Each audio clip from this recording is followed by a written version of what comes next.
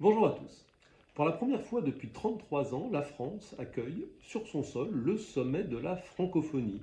Et comme j'ai l'esprit un peu taquin, j'en ai profité pour poser cette question, pourquoi y a-t-il autant de mots anglais dans nos publicités?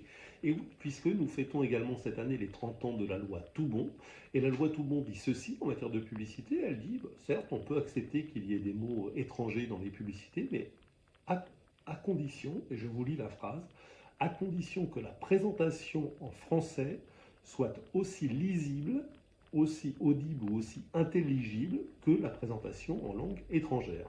Aussi audible, lisible ou intelligible.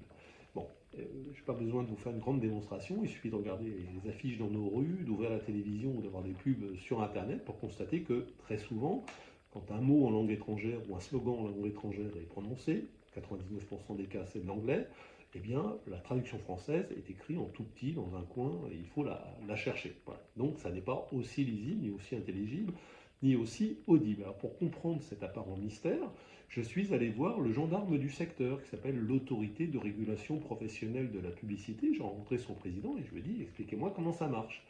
Savez-vous ce qu'il m'a répondu?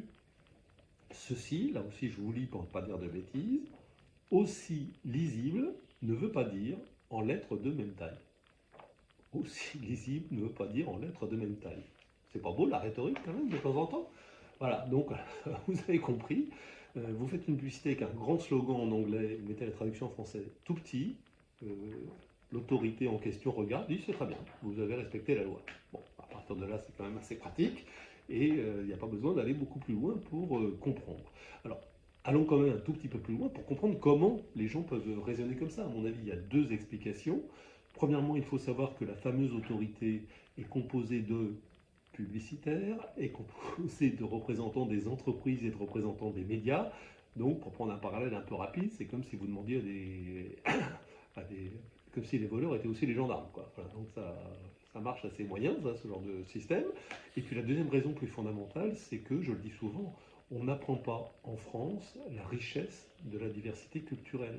On ne nous explique pas que les langues sont toutes des merveilles de l'humanité, que ce soit les grandes langues officielles qui dominent le monde ou celles qui ne sont pas devenues des langues officielles d'un État. Toute langue est une représentation du monde, a des grammaires particulières, des associations spécifiques. Ce sont toutes des œuvres d'art, si vous voulez, et que donc toutes méritent d'être respectées. Je n'ai rien contre l'anglais en particulier, je ne veux simplement pas que l'anglais écrase les autres langues. Je dirais la même chose, c'était l'allemand ou le japonais qui dominaient la planète. Voilà, entretenons nos langues, toutes nos langues, ce sont des merveilles. Et le jour où les publicitaires auront été un peu plus éduqués dans ce domaine, je pense qu'ils feront plus attention à ne pas utiliser par facilité tout le temps de l'anglais. Voilà, plus de détails sur ce sujet comme sur d'autres dans la version écrite de la lettre d'information de l'Express sur le goût des langues. Je vous remercie et je vous dis à la semaine prochaine.